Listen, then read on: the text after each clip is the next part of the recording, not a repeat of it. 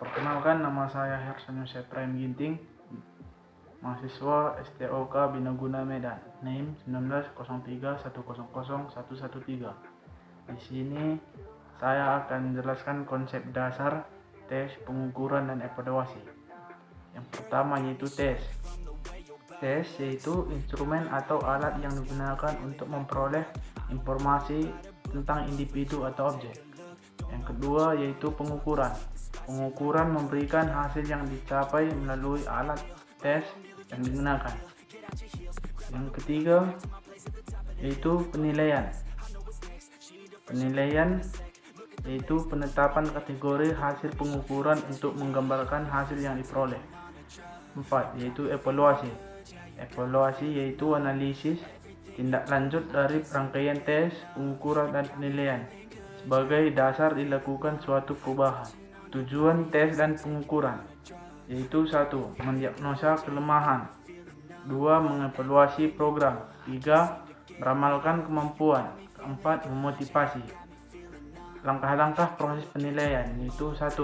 Membatasi dan menilai tujuan, mengumpulkan data, 3. Mengolah dan menganalisa data, 4. Mengambil kesimpulan.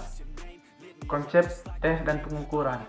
Proses membuat keputusan tentang hasil dari pengukuran dalam suatu tujuan yang hendak diukur. Suatu proses untuk memberikan atau menentukan nilai kepada objek tertentu berdasarkan suatu kriteria tertentu.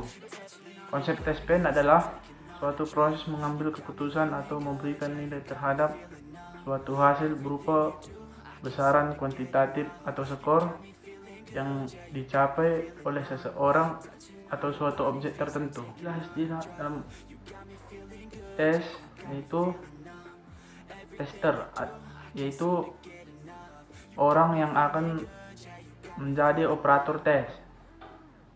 Yang kedua tester, yaitu orang yang akan dites.